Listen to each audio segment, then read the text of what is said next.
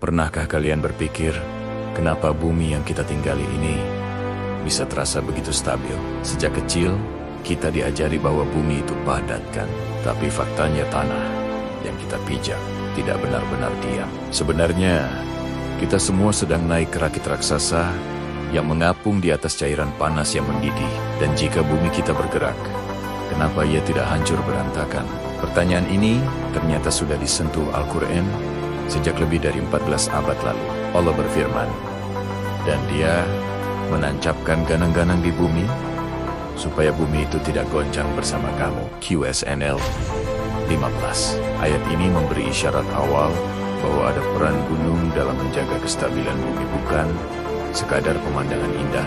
Mari kita mulai dengan sebuah konsep lama, pergeseran benua. Mungkin kalian ingat film Ice Age 4, di mana benua tiba-tiba berpisah. Nah, itu bukan hanya fiksi. Pada tahun 1912, seorang ilmuwan bernama Alfred Wegener mencetuskan teori pergeseran benua. Ia percaya bahwa jutaan tahun lalu, seluruh daratan di bumi ini bersatu, membentuk satu benua super, yang ia sebut Pangea. Seiring waktu, Pangea pecah, dan kepingannya bergeser pelen-pelen, hingga membentuk benua-benua yang kita kenal sekarang. Menariknya, Al-Quran berulang kali menegaskan bahwa bumi bukan benda mati yang kaku, melainkan sistem yang dinamis namun teratur. Dan bumi itu setelah itu dia hamparkan.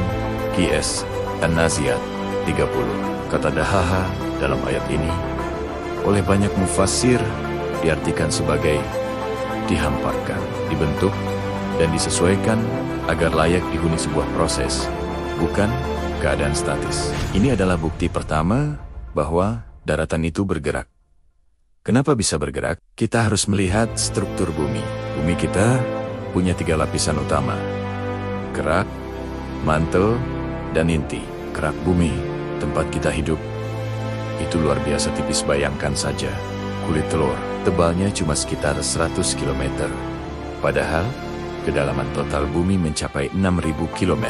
Di bawah kerak ini, ada lapisan yang disebut mantel atau astenosfer. Lapisan ini bukan cairan sepenuhnya, tapi kental dan lunak seperti bubur panas. Al-Quran menggambarkan bumi dengan struktur berlapis yang kokoh, namun terkontrol Allah yang menciptakan 7 langit, dan seperti itu pula bumi. QS Salah 12 isyarat. Lapisan ini sejalan dengan pemahaman modern tentang struktur bumi yang bertingkat. Karena kerak bumi yang tipis ini mengapung di atas lapisan mantel yang lunak.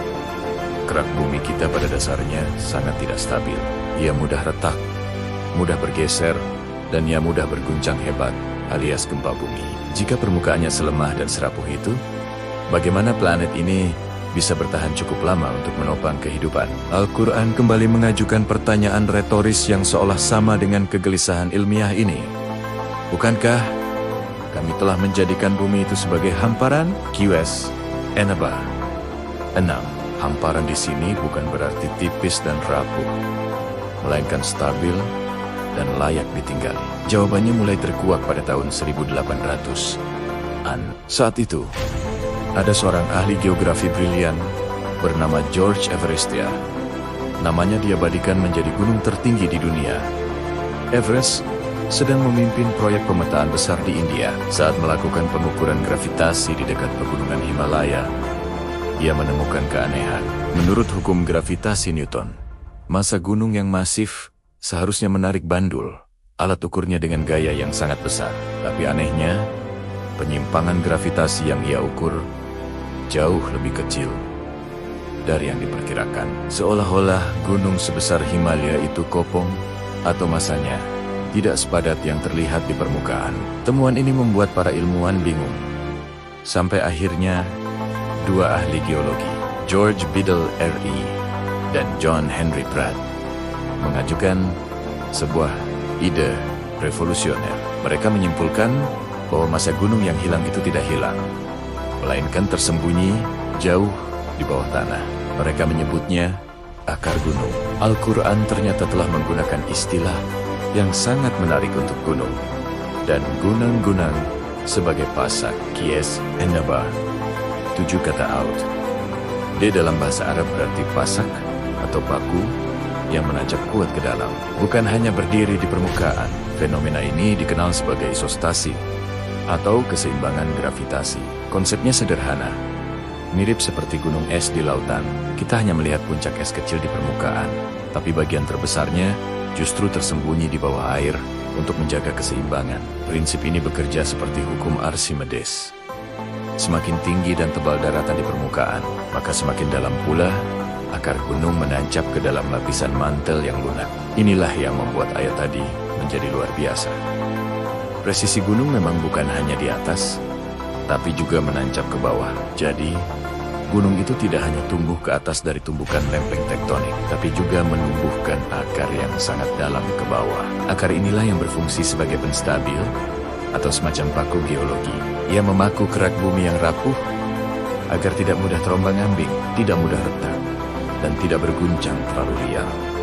Sekali lagi, Al-Quran menegaskannya, dan dia menancapkan gunung-gunung agar bumi itu tidak mengguncangkan kamu. QS Luqman 10. Bayangkan jika tidak ada gunung dan akarnya yang menancap. Kerak bumi akan seperti rakit kecil yang terombang-ambing keras di tengah lautan mantel bumi. Tapi berkat gunung, pergerakan lempeng diredam, keseimbangan dijaga, dan bumi menjadi cukup stabil untuk menopang kehidupan. Jadi, setiap kali kita melihat gunung yang menjulang tinggi, ingatlah, di baliknya ada rahasia ilmiah yang baru dipahami manusia modern namun telah disinggung Al-Quran sejak berabad-abad lalu. Pasak raksasa yang secara harfiah menahan bumi agar tetap tegak.